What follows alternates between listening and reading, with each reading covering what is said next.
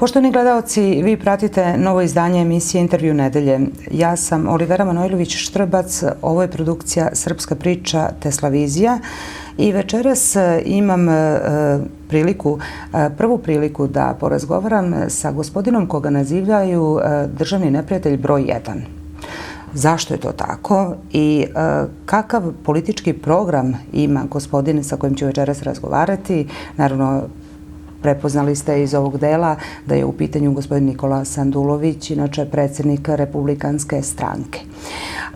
Zašto je to tako i koje sve kontroverze i nekakvi natpisi u medijima, medijska hajka s jedne strane, s druge strane pokušaj odbrane od takvih napada i prozivki prate gospodina Sandulovića, o tome ćemo večeras razgovarati. Također će biti reči i o izjavama koje su bile u javnosti pre nekoliko dana.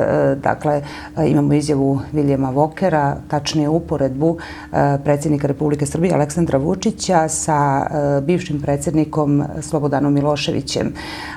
Bilo je tu pominjanja nekakvog balkanskog kasapina, genocida u Račku i tako dalje. Međutim, Vilijam Voker je došao u Prištinu s jedne strane da bi pomogao formiranju, konačnom formiranju, dakle, vlade u Prištini. S druge strane, on se našao i na konferenciji Republikanaca. Ova konferencija Republikanaca je itekako značajna za večerašnji razgovor i upravo će i o njoj biti reči, kao naravno i o mnogim drugim događajima. Budući da se gospodin Sandulović našao, dakle, upravo na ovoj konferenciji, on je također prozvan od strane predsjednika Aleksandra Vučića i tu su pale teške reči. Dakle, prozvan je kao poznati narkodiler i čovek koji je zagovarao ubistvo Đinđića. Citiram. Naravno, gospodin Sandulović koji je sa nama večeras je odreagovao na ovo.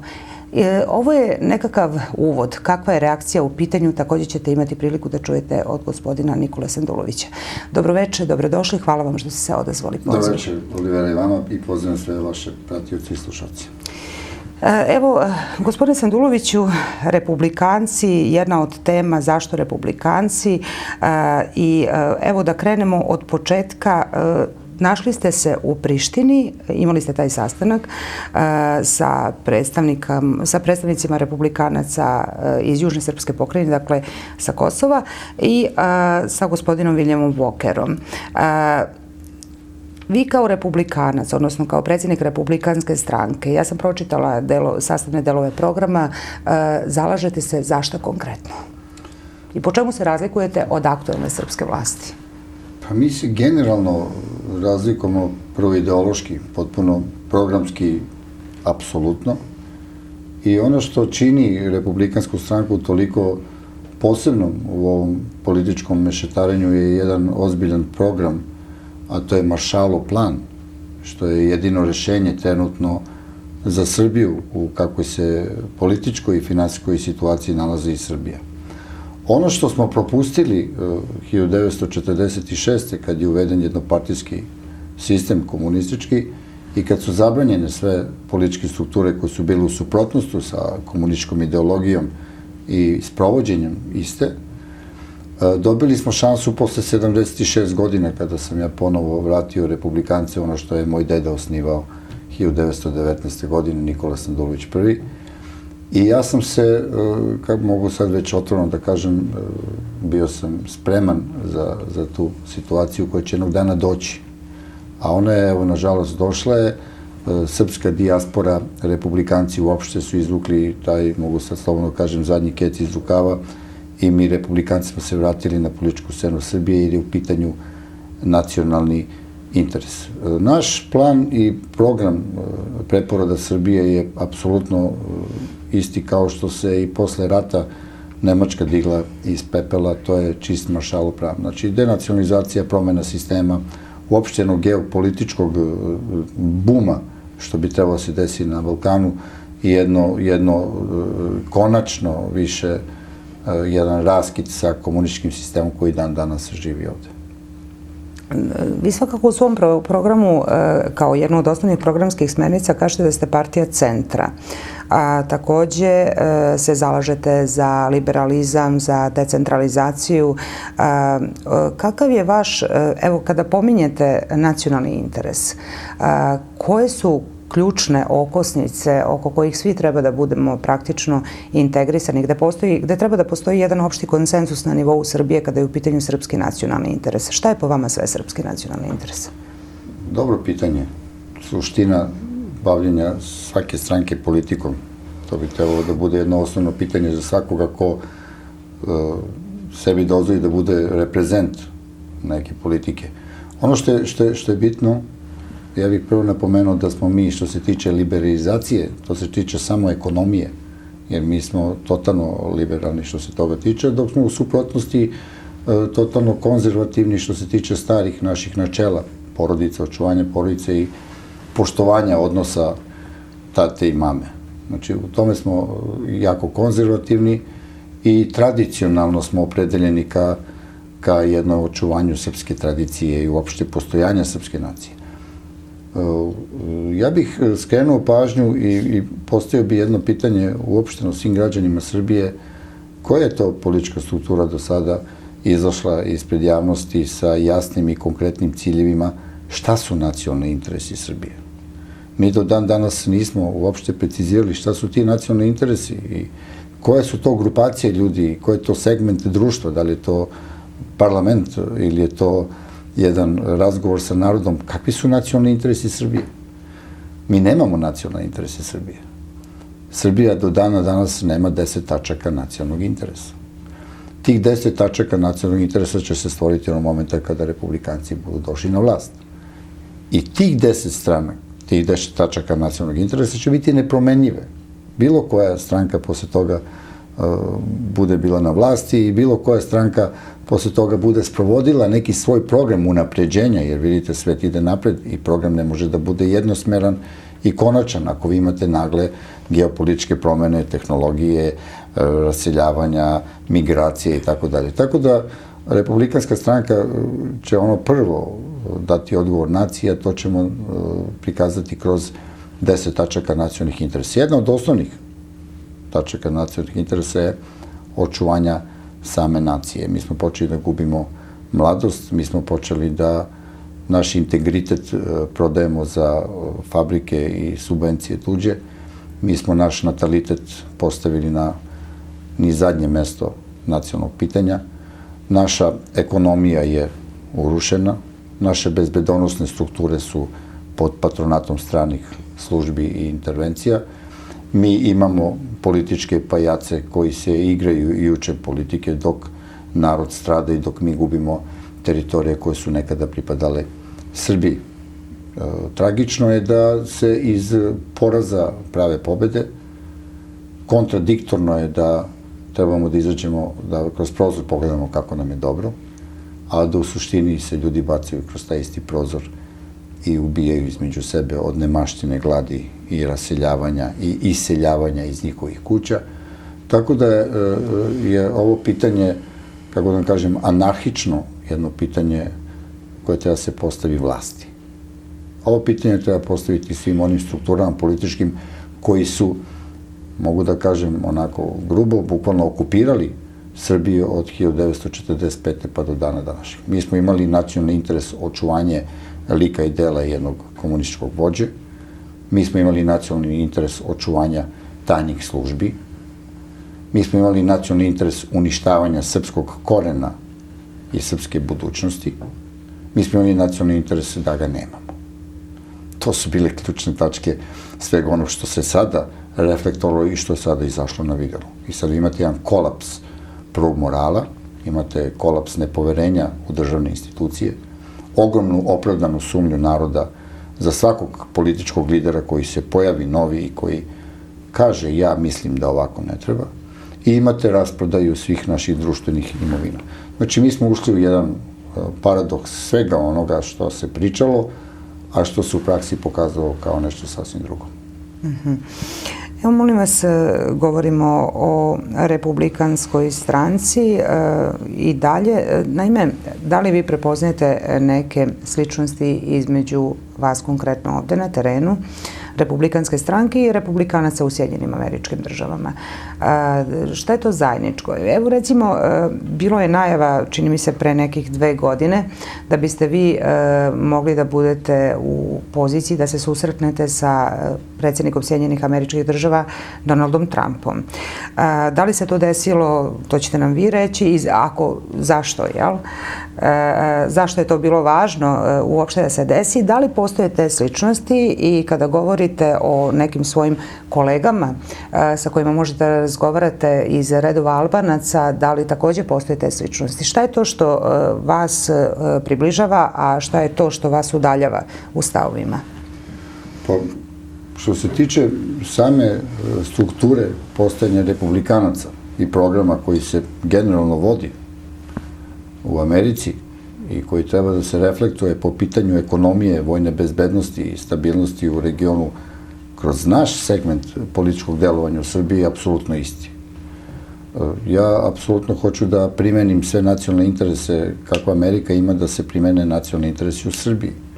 Vi ste videli da dolaskom republikanaca na vlast u Americi su se desili enormne promene u ekonomiji. Da je nezaposlenost zaista smanjena, a da se još čak vratile su se firme američke koje su imali svoje korporacije u drugim kontinentima i drugim zemljama.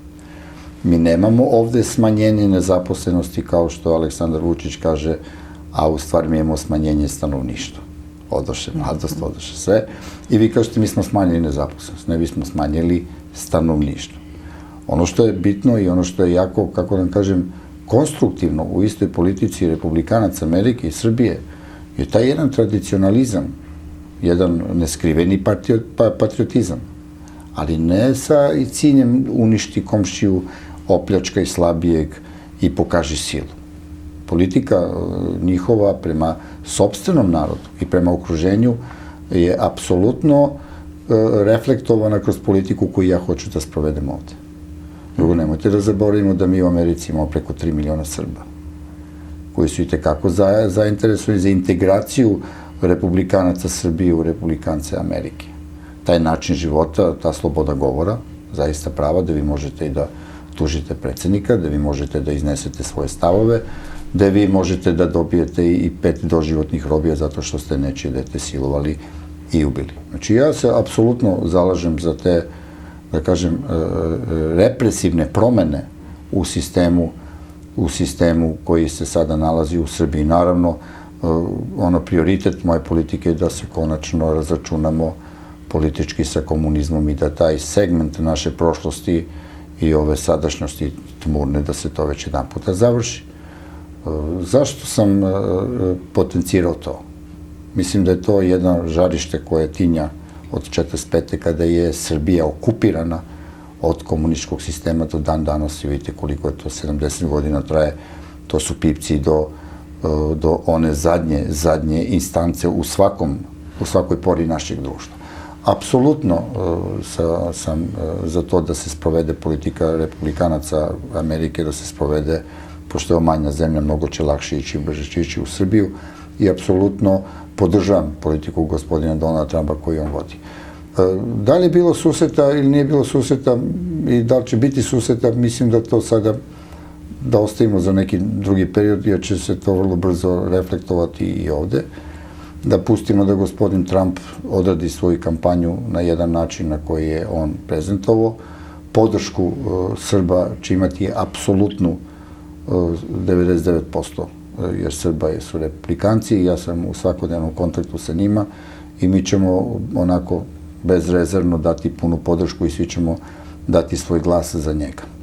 Očekujem puno od republikanaca Amerike da promene politiku koju su vodili demokrate Amerike prema Srbiji, da se to fundamentalno razlikuje i da se to reflektuje na običnog građanina koji treba da preživi, koji treba da sa sobom prekine razmišljanje o odlasku iz Srbije.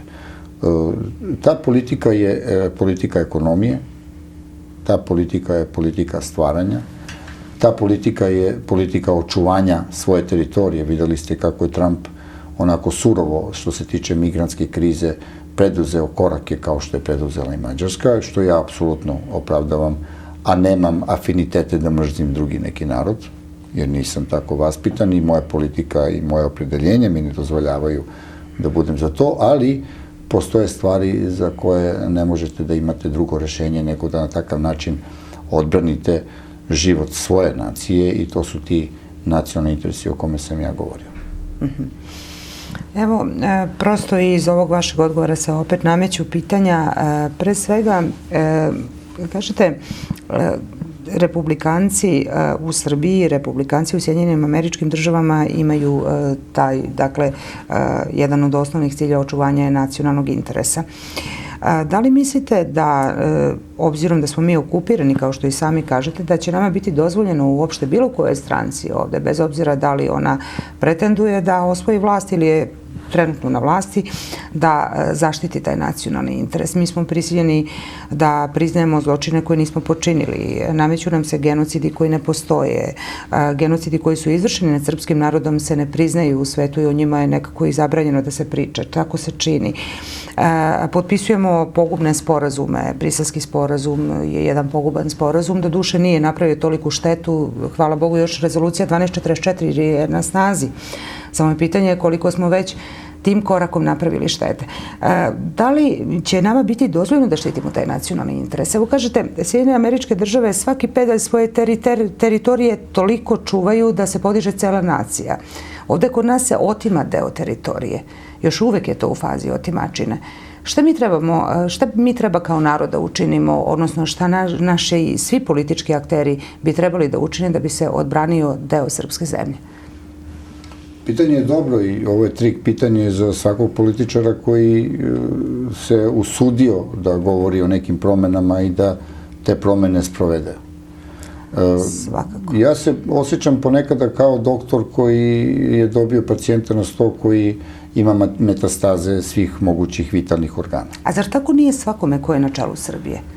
Bez obzira, ako vi budete u nekom od sledećih mandata na čelu recimo Srbije ili nekog ministarstva ili bilo koje strukture gde ćete moći da odlučite o ovim stvarima, ili aktuelna vladajuća garnitura, zar svi nemaju tog nekakvog bolesnika sa teškim karcinomom koga treba da izleče i da pronađu rešenje za njega? Ne.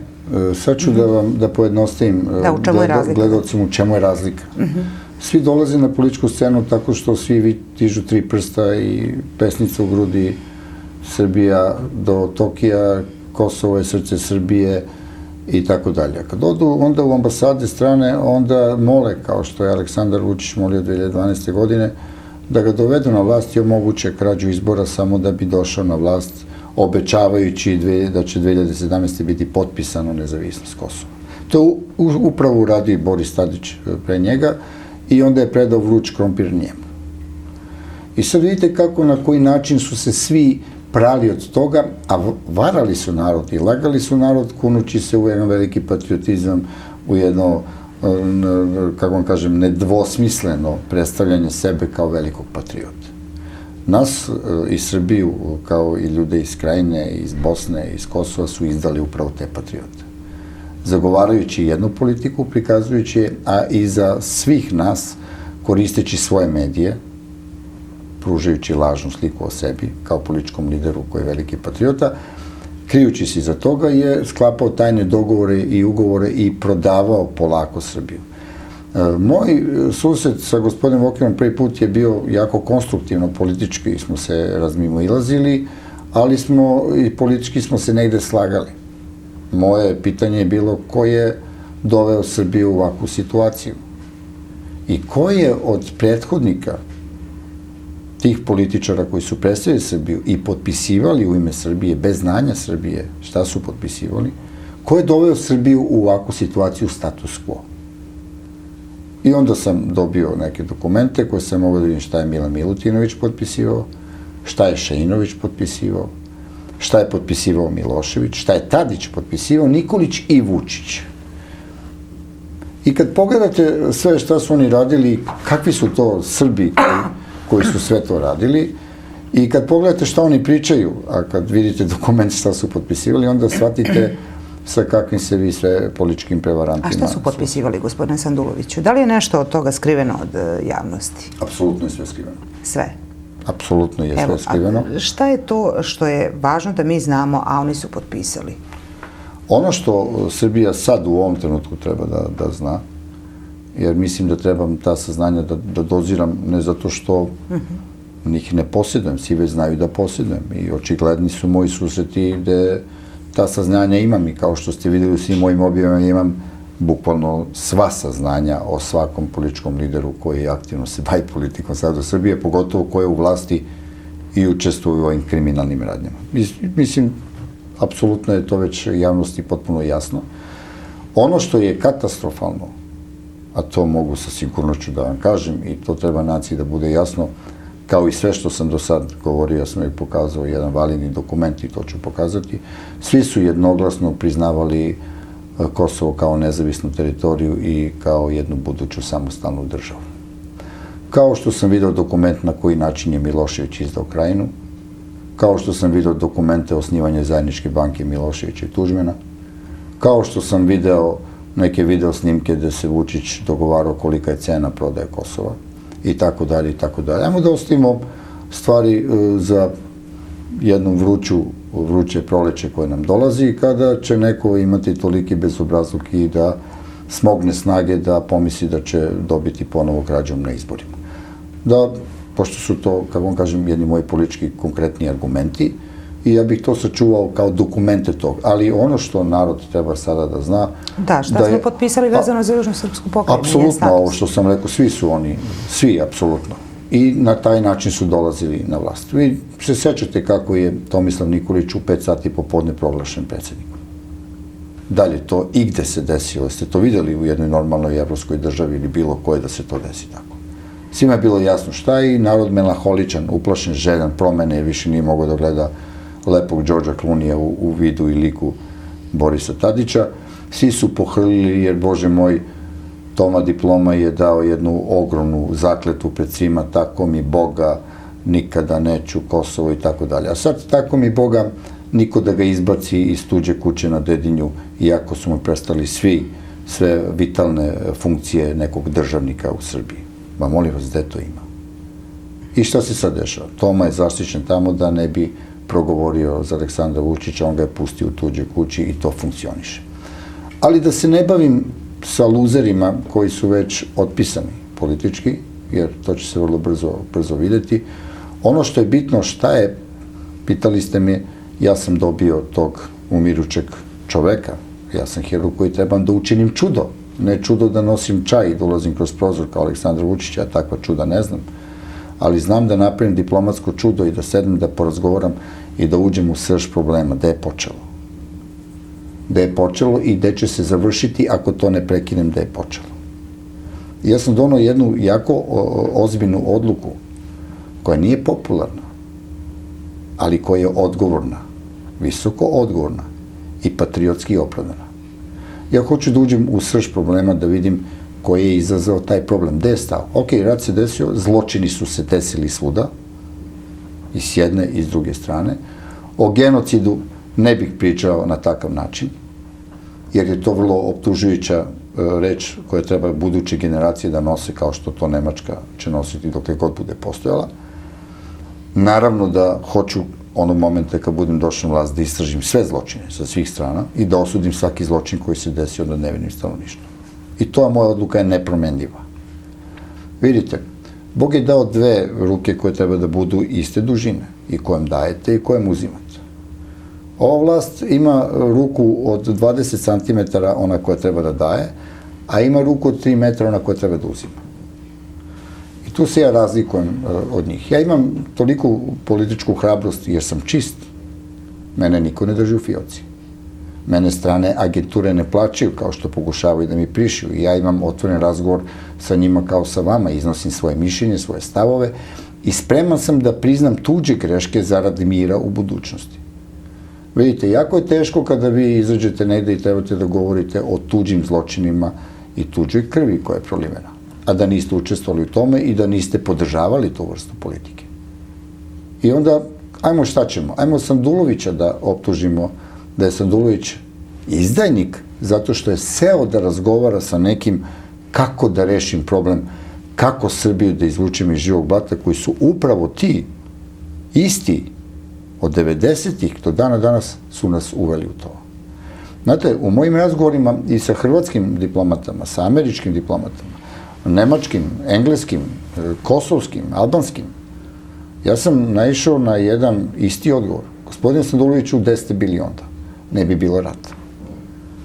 Ja kažem, tako je Bog hteo i tako se desio, a sad sam tu. Ajmo da zaborimo sve i da krenemo nekim novim putem. Ajmo da pokažemo da smo normalni ljudi, ajmo da kažemo sad je dosta, nećemo više živimo od prošlosti. Ja sam spreman apsolutno da pružim ruku pomirenja i kad pomirenje počne, kad počne da se funkcioniše i kad se ustanovi da je to iskreno, onda ćemo da sednemo kao partneri s kim god budem pričao i da razračunamo već jedan put i da vidimo ko je kakve zločine postavio. Evo, molim vas, svakako ćemo sada da razraditi taj deo koji smo i pomenuli na početku. Pomenula bih samo te veze koji svakako će se ovo uvezati i sa sledećom temom, te veze sa Republikanskom strankom u Sjedinjenim Američkim Državama. Ako se dobro sećam, Vladimir Rajčić je bio gospodin, otac, lapsus, izvinjavam se, na beogradskim izborima se pojavio. On je, tvrdilo se, čovek koji je blizak Republikancima u Sjedinjenim Američkim Državama. Šta je bilo s tom pričom? Tu priču nam je plasirao Vladimir Cvijan. Još, dakle, u nekim začecima Republikanske stranke. Malo je zbunjena javnost. Šta se desilo sa gospodinom Cvijanom? Gospodin Cvijan, ljudi su malo stvari pobrkali. Gospodin Cvijan je pobegao u Republikansku stranku kod nas da bi se spasao od Aleksandra Vučića. I to je bila poenta i u stvari on je jedan uzrok i posledica događaja kasnije u Londonu, sukoba između mene i Aleksandra Vučića. Jer on kad je... Kako to, molim vas, evo da nam razjasnite, na koji način je gospodin Cvijan uticao na to da se vi, da li beše oktobar 2014. je li tako? Jeste. Pojavite u Londonu, da prekinete to predavanje i da optužite predsjednika za pokušaj atentata, ubistva već, šta li? Svojevremeno je Cvijan pobegao iz SNS-a pod jednim plaštom pretnje i straha od strane Aleksandra Vučića, čak i fizički da se suprotstavio, treba da mu bude kao neki protivkandidat. I on je, vidjeli ste, bio je u Skupštini, imao je svoje poslaničko mesto i došao je kod mene. U međuvremenu, prema što se eskalirao taj sukob, on je dolazio svakodnevno kod mene i prenosio mi je sve one susrete njegove i gospodina Miškovića u zatvoru. I onda je dešavalo se da bude kod mene i onda ga zove Aleksandar Vučić, zašto si išao kod Miškovića u zatvor, onda on kaže, pa išao sam po nalogu Tomislava Nikolića i onda mi ispriča kako ide procedura sve traženje novca i koliko novca i tako dalje. Da bi se zaštitio i da bi ja zaštitio svoje izvore informacija, ipak sam ja političar da me interesuje sve prljavštine, protivnika protiv koga se borim, mi smo primili Aleksandra Cvijana i on je postao i stavili smo ga kao fikusa, kao što smo i Zorana Đinđića stavili kao jednog političkog predstavnika zajedničke politike republikanaca i demokrata, to treba javnost da zna i nije on imao tu moći, nije on tek tako došao na vlast. I šta se desilo? Mi smo Cvijana postavili da reprezentuje Republikansku stranku, on je u međuvremenu u celoj toj kombinatorici bio već vrbovan od Aleksandra Vučića i na jednom sastanku gde su dolazili predstavnici Engleske i gde je bio jedan interesantan razgovor politički, strukture, sve, on je došao i Aleksandru Vučiću ispričao koji su to ljudi došli kod mene kući. Šta se dešava kasnije? Cvijan, pošto je takav kakav jeste sklop mentalni i moralni, i Vučić, pošto su imali toliko prljavštenje, a Vučić ne znajući šta mi je sve Cvijan ispričao, kod koga je išao, kako je išlo, koliko je išlo, kod Caneta, koliko je išlo kod njega, kod koga odlazi u zatvor. Ajde nam kažete koliko. I tako, to su milionske su vrednosti. Znači, Cvijan je direktno išao kod Caneta Subotića u Švajcarsku i oko novca sa Aleksandrom Vučićem. Direktno su pregovarao Cvijan sa Miškovićem u zatvoru koliko novca treba da se da. Problem je bio što je Mišković dao već novac Tomislavu Nikoliću. A zašto da se da taj novac? Pa kao što je Mišković i dao i Tadiću za kampanje, to je ta jedna ucena koja traje godinama. To je radio i Milošević, da se razumemo, to je radio i Tadić, to su radili svi oni segmenti koji izlađe ispred naroda i kažu pogledajte kako sam jadan, moja mama meni sprema lignje, Tadić jadan nema gde da spava, Tomislav Nikolić kune se u Boga i oni postaju milioneri. To je kancer ovog društva, to je kancer ove politike i pitate se zašto smo u tom živom blatu. Šta se dešava kasnije? Cvijan je izazvao svojim ponašanjem sumnju kod određenih struktura koje su htjele da podrže moju političku karijeru i mi smo došli do snimaka gde se on viđao sa Aleksandrom Vučićem, šta mu je preporučio, šta je, i novac koji je on dobio verovatno da možda čak da ponudi i meni. U međuvremenu je Aleksandar Vučić slao Jocu Ivanovića, poznatog policajca koji radi u BIA i sad je trenutno zadužen za principu Facebook i sve to, koji mi se kleo da bi za Vučića dao krv i tako dalje, gde mi je prenosio poruke od Aleksandra Vučića da Republikanska stranka prekine sa radom. Ja sam pokušao kao jedan čovjek kulturan da spustim loptu i da prenese poruku da Aleksandar Vučić nije moja interesna sfera i da pusti Republikanci, jer on je suviše mali da bi mogao da spreči projekat koji treba da bude za budućnost Srbije. Šta se dešava? On je odlazio, dolazio i kulminacija je bila kad je on meni rekao da sam ja rekao u redu, ako ja nešto radim, hoćeš, nećeš, ne smeš, nosit ćeš krst, nećeš i tako dalje. Sve imamo snimljeno, apsolutno. I da sam ja rekao na kraju, dobro, ako Aleksandar Vučić misli da ja radim nešto što je protivzakonito, nek me uhapsi. On je otišao u zgradu vlade, vratio se sa rečenicom: Aleksandar Vučić ti je poručio da te neće hapsiti on, hapsit će te Teša.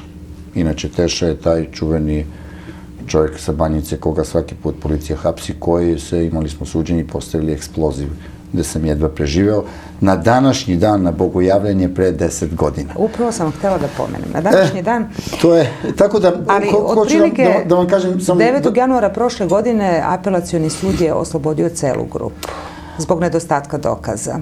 Vidite, ja hoću da postavim jedno drugo pitanje. Ako su oslobodili celu grupu zbog nedostatka dokaza, onda je gospođa Žakula, koja ga osudila na 7 godina, treba da ide u zatvor. Vidite, ima jedno zlatno pravilo u pravnom sistemu i osudi. Mnogo je veće krivično delo kazniti nevinu osobu nego osloboditi krivu. Ona je znači kaznila nevinu osobu. Gospođo Žakula, vi treba podnesete ostavku, idete u zatvor ili da obrazložite i da se suprotstavite svojim kolegi koji je dao paradoks totalni svemu onom što ste vi radili i rekli: ne, gospodo, vi niste krivi. Način na koji ih je oslobodio Zoran Ganić i način na koji su čuvali predmet, 4 godine je odlagao, 3 godine je apelacija držala u predmet, dok nisam imao taj dopis i da su mi se izvinuli: ja, izvinite, greška je. Naravno, sve te spise sam predao Republikanskom nacionalnom veću u Vašingtonu. Službe koje prate ceo kriminalitet, korupciju u pravosudnom sistemu našem imaju kompletne dokumente.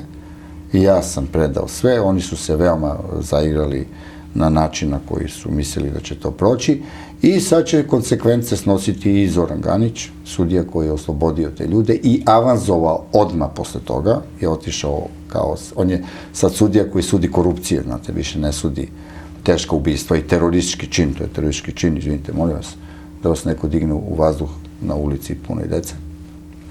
A inače mi imamo i fotografije da je taj gospodin koji je postavio eksploziv, ako može da se nazove gospodinom, inače ima veoma bliske susrete sa Andrijom Vučićem, bratom od našeg predsjednika. Ali ajmo da se vratimo na smisao političkog mog delovanja.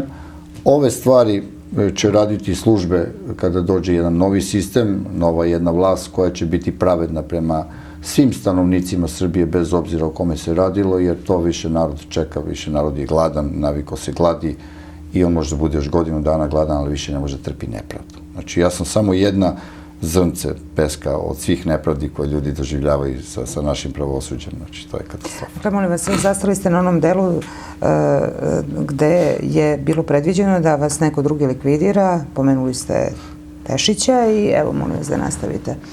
Pa, da vam kažem jednu stvar. To je bio 5. atentat koji je izvršen danom, 6. je bio kad sam šetao psa nedugo, mislim, bilo preno 2 godine, čak smo i to prijavili, gaženje na pešačkom prelazu.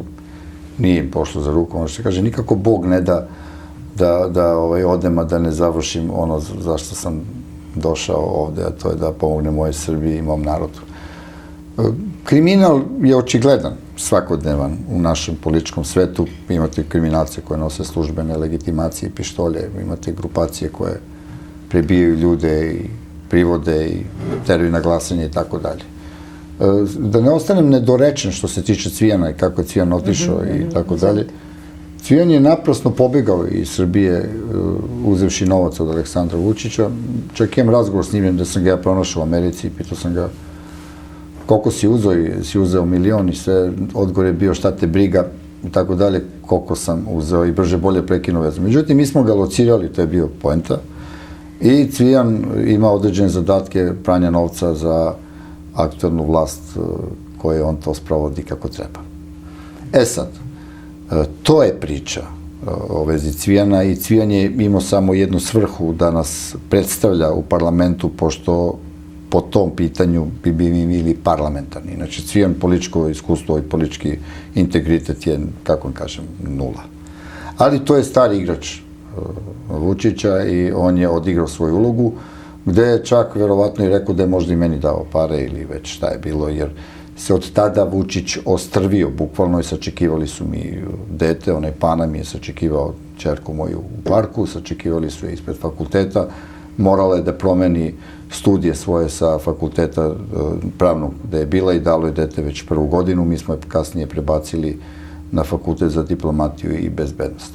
Šta hoću da kažem? To je rezultiralo da smo mi imali taj CD kompletan svih razgovora i dogovora čuvenog tog Joci Ivanovića i Aleksandra Vučića, dolaska kod mene, snimljenih audio i video snimci, sve šta je prenosio, kako je prenosio, i taj CD sam ja hteo da pustimo, da vidimo koliko je taj gospodin Aleksandar Vučić pravedan i fin kad je govorio onako u jednom žargonu, eto vidite koliko sam ja fin i čisti, pošten političar u Londonu. Eto, to je bio razlog, i da razotkrijem da je on 2012. došao na prevaru, ukrali su glasove, nameštali su pune džakove i Tomislav Nikolić, vidjeli ste kako je došao i kako je Aleksandar Vučić došao, sad sve ostalo je već poznato javnosti.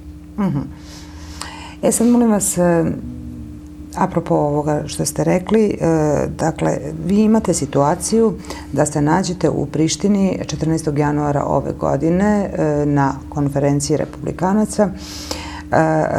Bio je tu gospodin William Walker i gospodin Kurti, je li tako? Tako je. Sad, prilikom tog razgovora vi ste razgovarali konkretno o čemu? Budući da je ovde u javnosti predočeno, ili je to makar publici delovalo, da ste vi praktično nekom se izvinjavali, da ste ta izjava od 15. januara u Račku, odnosno vezano za Račak, to je ta neka druga konferencija na kojoj vi niste bili, rečeno da su Srbi počinili genocid, da niko više ne negira masakr u Račku, što nije tačno, jel? Mnogi i evropski mediji i evropski političari su počeli da negiraju Račak, čak i da priznaju da je to bila nameštaljka Srbima.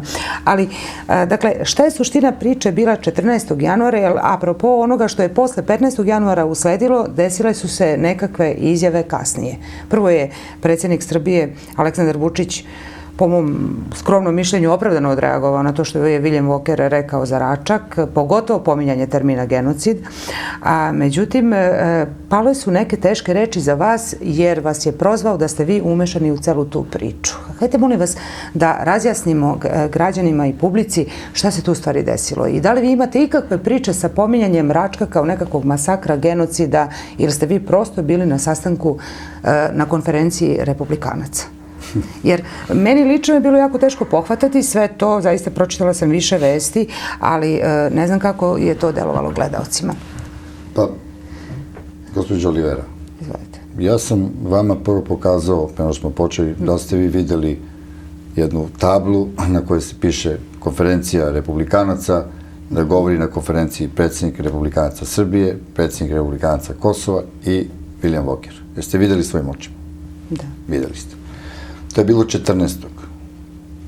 Konferenciji republikanaca Balkana je prisustvovao gospodin Walker. I on je došao na tu konferenciju zbog mene i zbog gospodina Kurtija. Račak, obeležavanje Račaka, je sutradan bilo zajedno sa Tačijem i svim drugim. Ja nisam hteo da se pojavim na tom obeležavanju i da budem pored Tačija. Pored Tačija, njegovo mesto je njegov saradnik Aleksandar Vučić. Ajmo jednu stvar prvo da razjasnimo.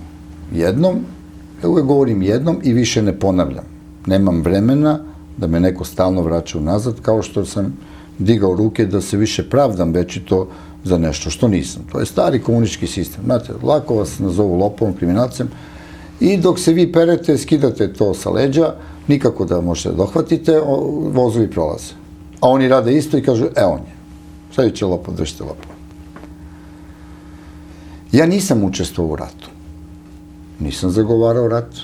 Nisam potpisao kapitulaciju Kosova. To su pointe. Ja nisam vodio rat u Hrvatskoj i nije zbog mene iseljen onoliki narod. Ja nisam zagovarao rat u Bosni i nisam rekao ubiću 100 muslimana za jednog Srbina, već neko drugi. U sva 3 segmenta katastrofe srpske istorije, gde smo izgubili svoje lice, pravo srpskog vojnika, čast i razlog ratovanja, vidite kako držim ovo, kao da su kočio, kako Bog pokazuje 3 prsta, a nesvesno radi. Učesnik tih događaja, upravo ovaj čovek, Aleksandar Vučić, Vojislav Šešelj, Tomislav Nikolić, Ivica Dačić, Vulin, Palma, ista plejada koja nas vuče u isti ponor i ista retorika Srbija do Tokija. Srbija ovako. Ko je komentarisao Palmu kad je otišao u Zagreb i... Kod Bandića. Ko je komentarisao? Pa čekaj, Palma, pa jesi ti marširao tamo u tom Zagrebu naoružan do zuba? Jeste vi tamo ratovali? Ili je Nikola Sandulović? Molim?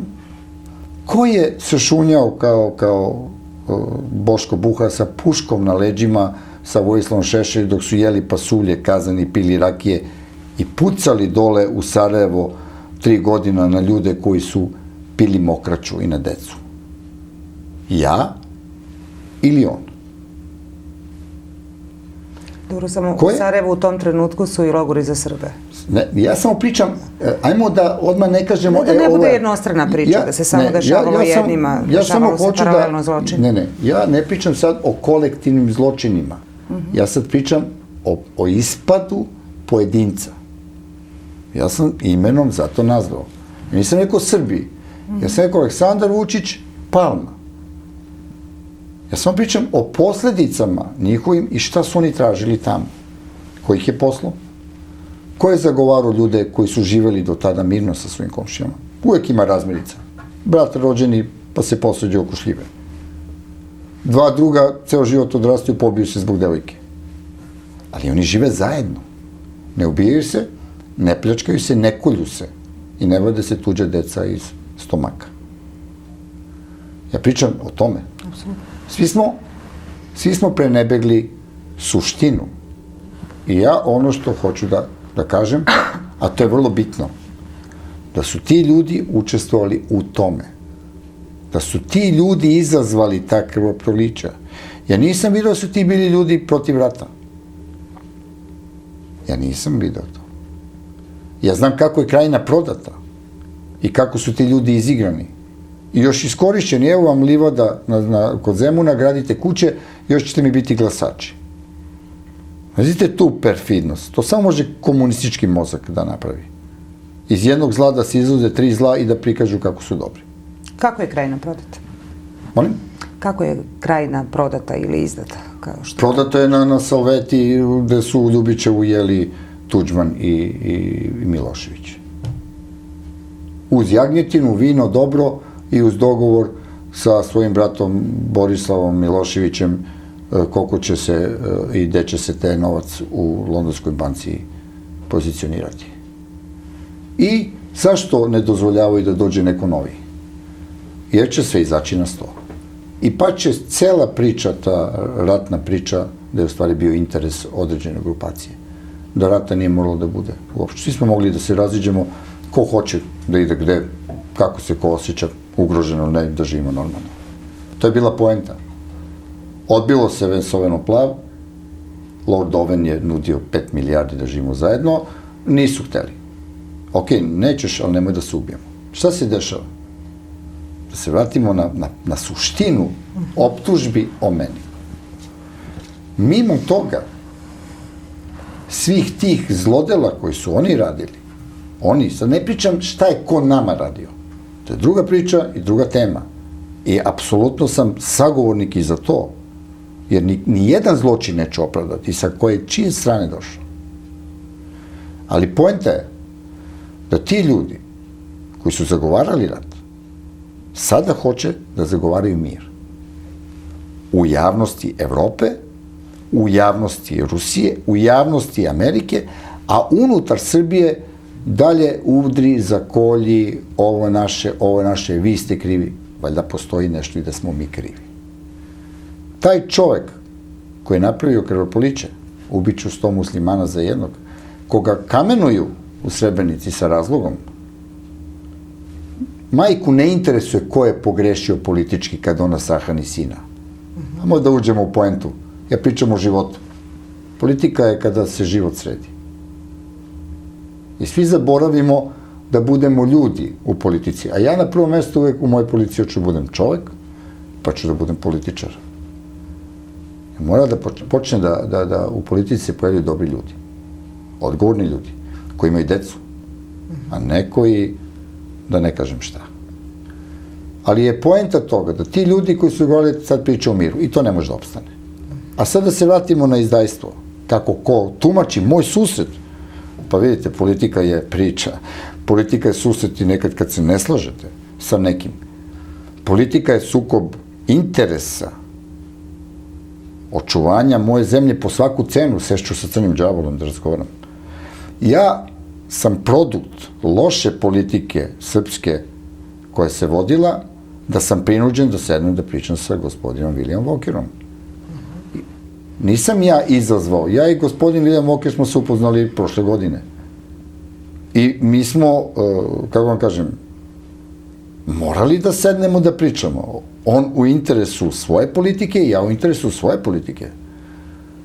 Samo što je, izgleda problem što smo mi našli zajednički jezik. I zato što sam našao rešenje za moje Srbe koji žive i na Kosovu, i u Hrvatskoj, i u Bosni, i u Americi. Jer moji Srbi gde god da žive, to je moj narod i ja ih volim i ja ću ih da pomognem. Suština izdajstva Aleksandra Vučića. Pazite taj paradoks, taj bezobrazluk, ta lucidnost. Da vi dovedete Tonija Blaira, to mora javnost da zna. On je prvi zagovarao bombardovanje Srbije jer je politički bio mrtav u svojoj zemlji. Tony Blair, on. On je zvao telefonom, ja sam čak i čitao te transkripte određene, koliko puta je Tony Blair zvao Clintona telefonom da počne bombardovanje. Znači, Aleksandar Vučić uzima za svog savjetnika Tonija Blaira, plaća ga našim novcem i Aleksandar Vučić nije izdajnik. Aleksandar Vučić dovodi Šredera da mu drži govor na svojoj konvenciji stranke, čovjek koji imate snimak koji se hvalio, evo danas smo počeli sa bombardovanjem Jugoslavije i Srbije. Da je to ovakav, onakav, protiv sistema u kom je tada Aleksandar Vučić u vlasti, ministar dezinformisanja. On ga dovodi na svoju konvenciju, oni se grle, ljube se i nije izdajnik. Aleksandar Vučić uzima 2 miliona naših para, ovoj bedi, gladi Srbije, i nosi Billy Clintonu da da za njegovu kampanju protiv gospodina Donalda Trumpa. Seda pored njega i ovaj ga tapše ko kućence, seo si dobro, evo ti kockica, imao si čast i priliku da se slikaš sa mnom, pokazao sam ti kolika si ništarija, jer si protiv mene pričao, palio si zastave američke i sad si seo ovde, nešto si seo, još si mi dono pare. Hvala ti, dobar si dečko. I nije izdajnik. Četvrto, vidite, molim vas, Turska je bombardovala Srbiju kad je NATO agresija bila. Zletali su iz Turske i tekako su bombardovali. Što se dešava? On dovodi Erdogana, drže se za ruku, ljube se pred svima nama, malo je to, odvodi ga u Sandžak, gde već pravi na situaciji koja je onako destruktivna. U Rašku. Daje mu modus odrešene ruke, dogovara se sa Erdoganom, mi imamo transkripte njihovog razgovora, nemoj da se igra sa mnom. Znači, ja hoću da se poigram sad sa njim. Hoću da ga u njegovoj strahu od mene očajničkom, da ga pustim da ulazi u sve veće greške. Da ne moram da ga razotkrivam, da se razotkriva sam. Pazite, em što nije prozvan za izdajnika posle susreta sa Erdoganom, em je malo bilo, em ga odvodi u Rašku, daje mu podršku i imamo marširanje zelenih uniformi i plašenje srpskog življa koji živi tamo. Malo je bilo to, imamo Ugljanina koji zagovara već otvoreno odcepljenje Sandžaka od Srbije. Da li je to izdaja? Da li mi imamo ratno stanje u Sandžaku? Nemamo. Da li je Evropska zajednica i međunarodna zajednica izvršila agresiju i odcepljenje od tog teritorija naše zemlje, zato što se desi ko priča? Nemamo. Šta radiš ti, Aleksandre Vučiću? Zašto nisi uhapsio Ugljanina? Jer to su separatističke ideje odvajanja naših teritorija. I zašto nisi uhapsio Nenada Čanka koji je već, pazite, doveo stranke koje isto tako razmišljaju i onoga Odžića koji kaže Republika Vojvodina i zagovaraju haos da počne tamo. I vidite, Erdogan, Blair, Clinton, Schroeder, da ne pričam o svim onim drugim iz Evropske unije, ljubakanjima Aleksandra Vučića i finansiranje njih pljačkajući budžet Srbije, on nije izdajnik, a Nikola Sandulović je izdajnik, jer je seo da razgovara sa gospodinom Williamom Walkerom koje je rešenje da nas spasite, da nam pomognete, da se rešim Aleksandra Vučića i da nađem mir za moju Srbiju. Da mi pomognete da ne budem taoc ni Kineza, ni Rusa, ni Nemačke, ni Turske, ni vaš. Ja sam čovjek spreman da preuzem odgovornost mira. Čovjek sam koji je spreman da se izvine za nešto što nije učinio i da se izvinem u ime svih onih Srba koji su bili protiv ubijanja, pljačkanja, krvoprolića i mržnje. Da operem tuđu krv sa mojih ruku, sa nevinih ovih mladića i devojaka koji beže iz Srbije zbog ovog sistema i koji će se sresti u svetu sa Hrvatom, sa Bosancem, sa Albancem. Zar trebamo žig taj da nastavimo, da im se udari žig na leđa i da dovodimo našu decu u opasnost i tamo? Shvatate sada moju odgovornost i moj motiv koji me vuče? Pazite, kolika je to odgovornost? Evo, ja vas molim, dakle, nekoliko ste sada tema, dakle, nekakvih, da kažem, replika načeli. Hajdemo ovako, molim vas. Pre svega, pomenuli ste da je zasluženo kamenovan Aleksandar Vučić u Srebrenici. Zašto? Mislite, zbog te izjave 100 muslimana za jednog Srbina? Treba gore. To, dobro. Šta bi bilo da je Bakir Izetbegović ili bilo ko od, dakle, muslimanskih ili bošnjačkih, kako god, funkcionera u ovom trenutku došao u Bratunac? Genocid na 3.500 Srba. Da li bi bilo opravdano da ih kamenujemo tamo? Apsolutno. Za mene je Izetbegović, Tuđman, Milošević, to su ratni zločinci za mene. Vidite, Teško. Samo pazite, Nasir Orić šeta slobodan. Kod koga? Pod čiju Kod vlašću? tih istih muslimana u Bosni. I tamo je heroj. Nasir Orić ima kafić u Beogradu. Vi znate to? Evo, nisam znala. Ne, kad budete sledeći put imali emisiju, ja ću vam dati zajedničke slike Nasira Orlića i Slobodana Miloševića. I daću vam... Dobro, to su slike iz onog predratnog perioda. Ne, ali imamo i neke druge slike gde su neke formacije koje već sada Vučić sprema, koji mnogo pričaju o srpstvu, imaju opet slike sa Nasirom Orlićem. Vrlo interesantno. Vidite, Nasir Orlić je ubio Kundaka.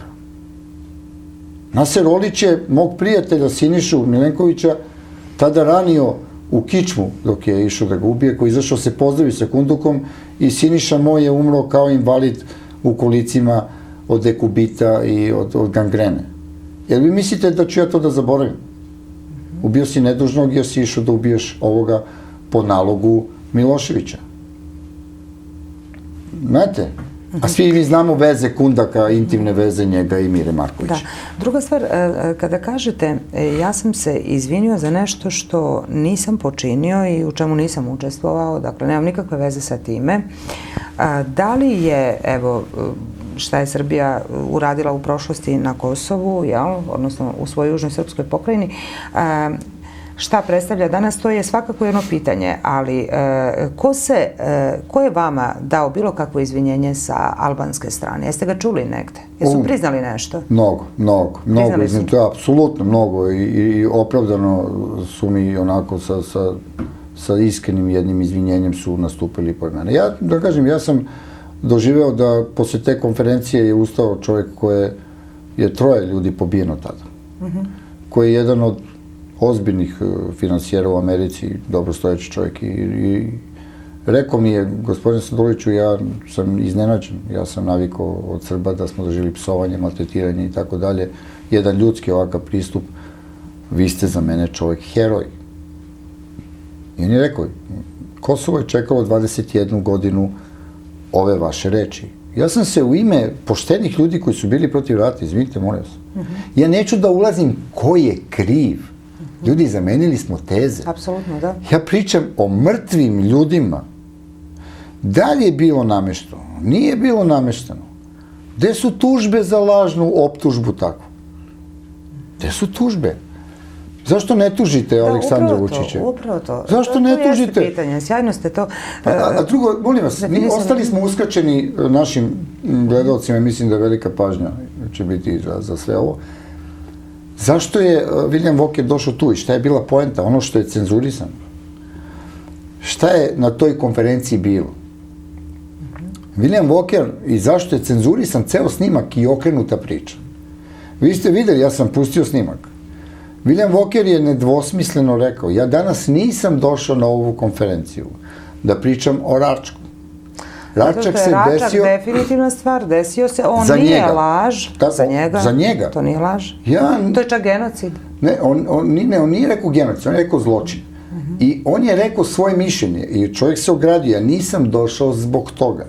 Ja sam danas došao zbog ova 2 gospodina, videli ste, znači ono što koji hoće pogledati mogu da pogledaju u mom profilu, ono što je cenzurisano od strane Vučića, Tačija i Edi Rame, jer Amerika je sačuvala snimak i dala da se reprodukuje, da se vidi poenta sastanka i mog susreta sa William Walkerom. On je nedvosmisleno rekao, ja sam došao danas ovde zbog predsjednika Republikanaca Kosovo i zbog predsjednika Republikanaca Srbije, koji je hrabar čovjek, koji je došao ovde da nađe mir. I nazvao je tada Aleksandra Vučića Miloševića. Šta to znači? Svi znamo kako je Amerika uzela... Da li je to direktno otvorena pretnja predsjedniku?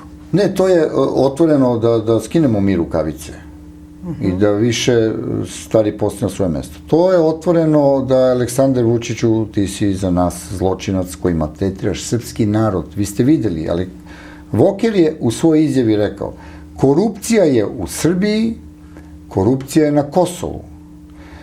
U Srbiji se koristi lažni patriotizam, to se radi na Kosovu. Jeste vi to čuli? Da. Znači, snimak postoji. Ono što je bitno, William Walker je javnosti, što je onako, nikad se do sad nije desilo. I u Americi je ovo, i uopšte u svetu je doživjelo jedan veliki plus politike srpskih republikanaca i politike koju ja vodim, dobio sam veliko priznanje. Jer idemo napred, jer ovi se svi vrte u blatu, narod nema, nestaje, oni su bogati i dalje pričamo o iste stvari. Niko da preduzme ono osnovno. Niko. A oni su veliki političari. A ja sam mali, minoran, nigde me nema, ovakav i onakav, a ja uradih toliko stvari u svetu za Srbiju, otvorih vrata i oni kažu, to hoćemo. Znači, William Walker je nedvosmisleno, svi mogu da pogledaju na mom profilu, imaju čak i prevod ko ne razume engleski, zašto je došao tu. I pokazuje, ovo je budućnost, ovako treba da se razgovara, ovo je rešenje i dao punu podršku meni. Što u prevodu znači, Aleksandre Vučiću, ti si Milošević, Amerika, međunarodna zajednica će te gledati kao Miloševića i ponašat će se prema tebi tako. Nikola Sandulović je čovjek koji hoće mir, koji je razložan, čovjek koji je veliki patriota, veliki Srbin, i on je tamo to naznačio. Moj prijatelj Srbin, znači nema mržnje, nema nikakvih skrivenih poruka i bio je jako otvoren. Molim vas, evo, kažete, predsjednik Vučić je pravio strašne greške i sa Šrederom i sa Blairom i to jeste na nivou izdaje. Takve ljude koji su agitovali da se bombarduje od strane 19 članica NATO-a jedna Srbija, pre svega njena infrastruktura i njeni civilni ciljevi. Nismo primetili mnogo vojnih ciljeva da je oštećeno. Mislim da je naša vojska prilično neoštećena i izašla iz tog sukoba. Odnosno, kad kažem vojska, mislim na sve vojne kapacitete. Naravno, 4080 sam ja pronašla brojku civila ubijenih u NATO bombardovanju. Sve, dakle, nakon sporazuma Holbruk-Milošević odgođena je ta priča sa agresijom. 15. januara desio se, po znacima navoda ja ću reći, pa sad kako ko želi da tumači, masakr u Račku. 40 tela je pronađena. Jedno su tvrdili forenzičari, drugo je tvrdio William Walker. William Walker je potencirao da je to masakr i da to treba da bude direktan povod da se izvrši agresija. Da li sa takvim čovekom, koji nam je naneo takvo zlo, štetu od 100 milijardi dolara, dakle samo ratna šteta koja verovatno nikad neće Srbiji biti isplaćena, jednu urušenu, jednu državu koja je posrnula u tom trenutku, koja eto, i nakon Kumanovskog sporazuma i nakon svega dolazi u situaciju da samo tom jednom rezolucijom drži svoje parče teritorije za sebe. Da li sa takvim čovekom uopšte može da se razgovara? I da li možete da prepoznate iskrenu nameru da neko zaista želi dobro, ne samo Srbima, već i Albancima, jer nisu bombardovani samo Srbi, bombardovani su i Albanci i njihove kolone izbjeglica u tom NATO bombardovanju. Ozračeno je celo Kosovo, tu su bili italijanski vojnici, ceo slučaj je završio i kao na sudu. Dakle, da li jedan, ja se izvinjavam zbog malo dužeg pitanja, ali zaista da li iko od Williama Walkera može ovde konkretno i od Srba i od Albanaca da očekuje neku dobru nameru, a da nije tu neki veliki, mnogo veći interes Sjedinjenih Američkih Država u pitanju. Evo, nakon svega. Olivera, molim vas, opet smo zamenili teze. Kako? Prosto. Sam čin događaja u Račku nije jedini način i razlog zašto je krenula NATO agresija. Ali je direktni povod. Ma nije indirektni povod. Sad da vas ja pitam jednu stvar. Vi imate ovdje jednu čašu. Imate kap po kap. Kap po kap. I kad dođe zadnja kap, kad se sve prelije, ne preliva se ta jedna kap. Preliva se sve.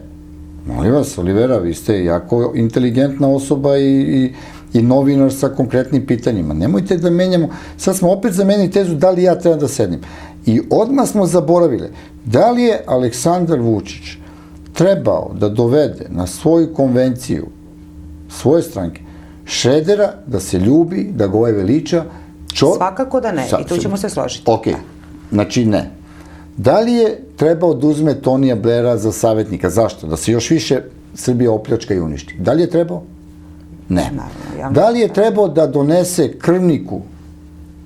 krvniku srpskom narodu tada, Clintonu, 2 miliona naših para za kampanju i da sedi s njim? Da li je trebao? Ne. Da li je trebao da se drži za ruke sa Erdoganom koji je bombardovao Srbiju? Čekajte, a da li je Erdogan više kriv od jednog Viljama Vokera? Ako mogu da odgovorim, neuporedivo izdajnički čin pravi čoveka koji je bio uzrok rata na prostorima bivše Jugoslavije, Aleksandar Vučić, koji je pripadao tom političkom sistemu koji je napravio kardinalne greške, tom čoveku koji je znao da će biti bombardovana radio-televizija Srbije i otišao i izvukao svoju majku za ruku i koliko je Srba poginulo svesno tamo. Koliki je broj žrtava na RTS-u? Mislim da pominju 16 žrtava. Ko pominje to? Čija je to odgovornost? Najavljeno je da će biti bombardovano tada. Aleksandar Vučić je znao da će poginuti ti ljudi. Kad ja budem došao na vlast, on će biti procesuiran zbog toga. Evo sada, izmamili ste iz mene pravi odgovor. Između ostalog, zašto će biti i zbog toga. Kao ministar informisanja imaš odgovornost da zaštitiš ljudstvo, da daš pravu informaciju, da ne žrtvuješ ljude svesno da bi propaganda bila takva kakva je dobila svoj epilog. Molim vas.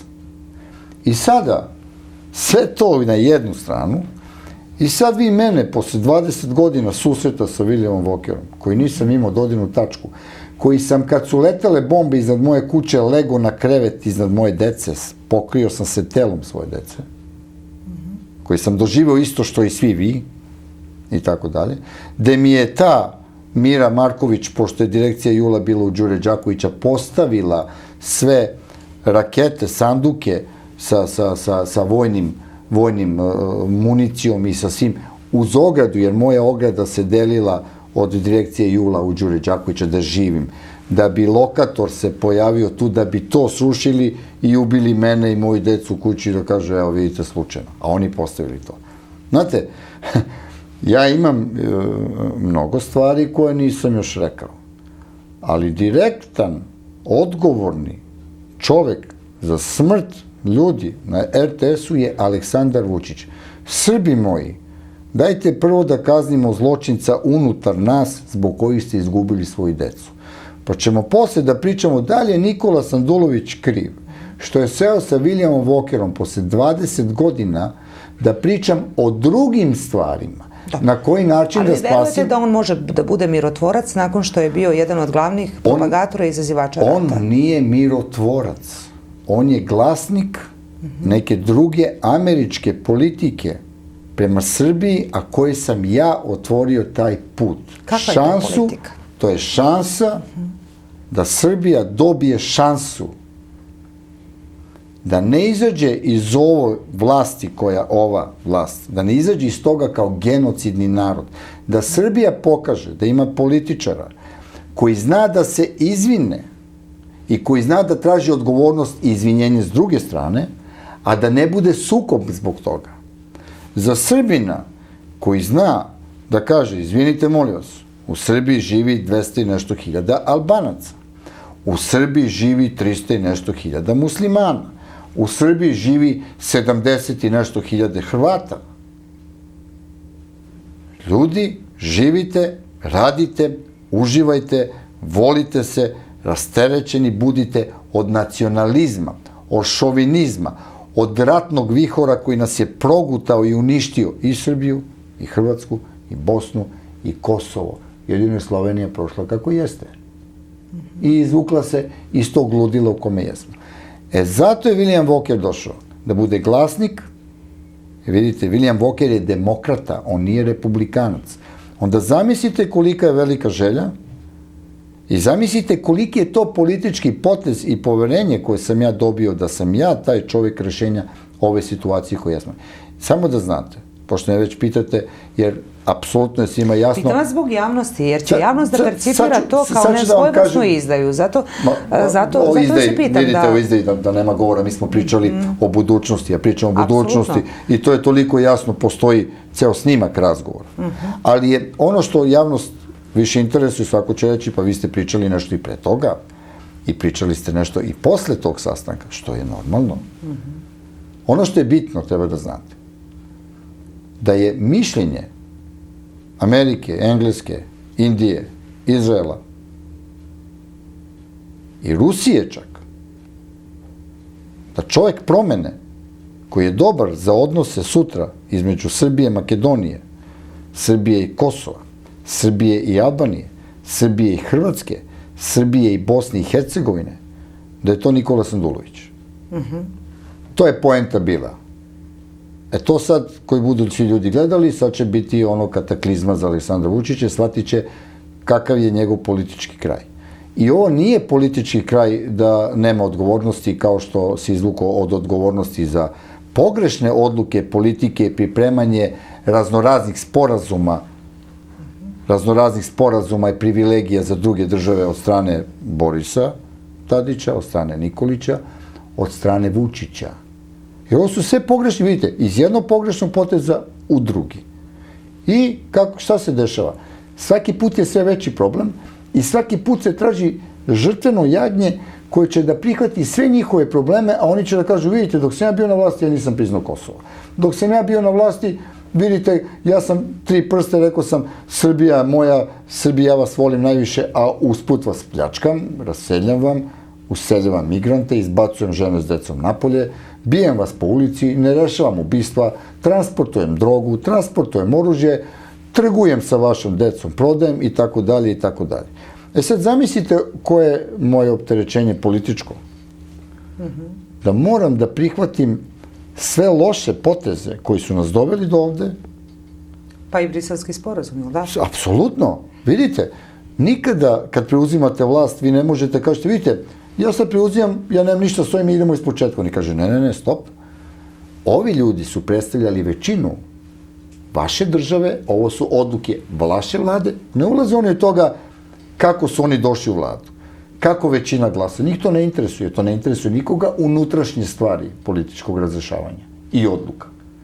Njih interesuje ko je predstavljao tog trenutka Republiku Srbiju, ko je davo potpise. Evo ja ću da postavim sutra već jedan dokument originalni, gde će narod Srbije moći da pročita potpise od Čede Jovanovića, Milana Milutinovića, Zorana Đinđića, šta su garantovali porodici Milošević, aneks 1, aneks 2, aneks 3, i da neće biti izručeni sve to, i Vojislav Koštunica je tu taj neobavešteni potpisao, originalni dokument koji sam ja dobio, ja ću to objaviti, vidjet će ljudi na mom Facebooku.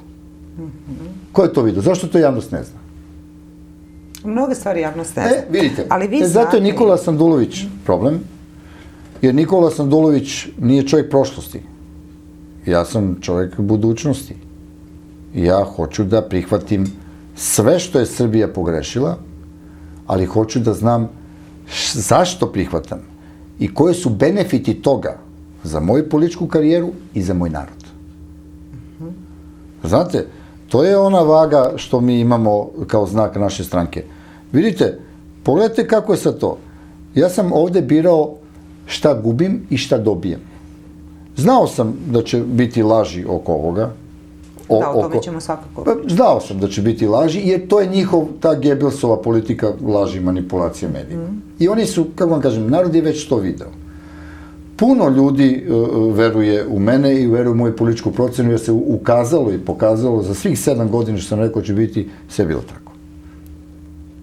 Uvijek je bilo. Pitaćemo vas na kraju za drugi Trumpov mandat. Da li će ga biti? Da, odgovorit ću. Šta hoću da vam kažem?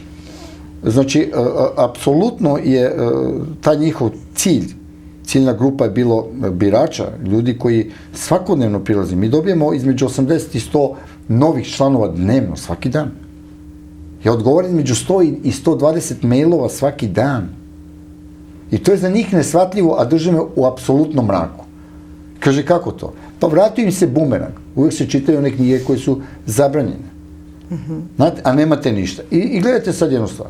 Ja sam merio koje su minusovi i posljedice toga, jer sam znao kako će biti reprezentovano, i merio sam šta će Srbija dobiti sa tim. Znate, nekad Srbija i požuri jer je umorna, gladna, ne veruje i onda požuri u odluci. Ja znam kakav je moj narod i ja opraštam. I kad vas neko optuži onako ad hoc, jer je pročito novinama i video sve.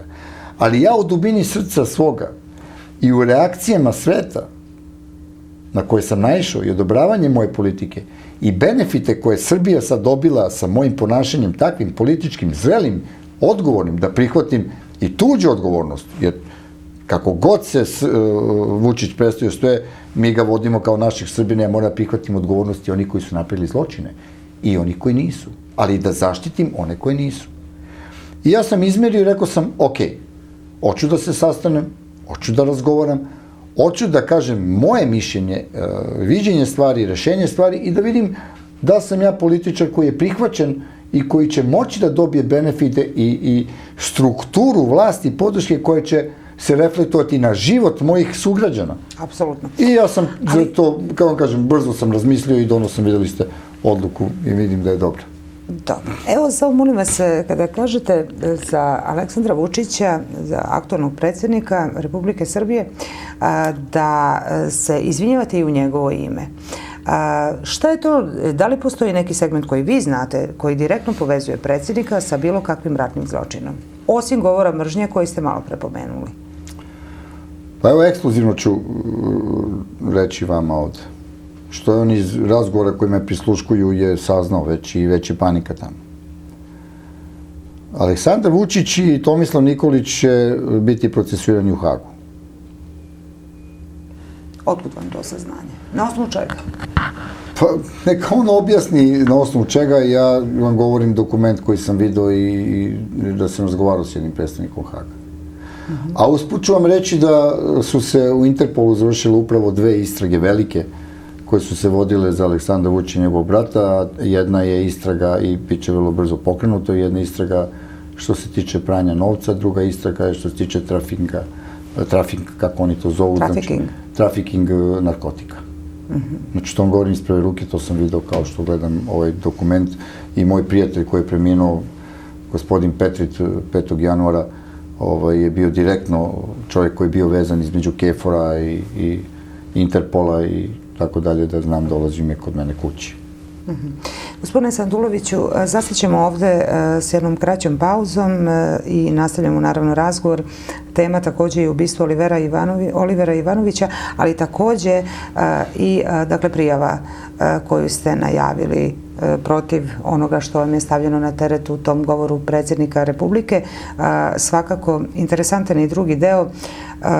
Na što se vi pozivate tu, takođe ćemo i to reći. Hvala vam na praćenju prvog dela.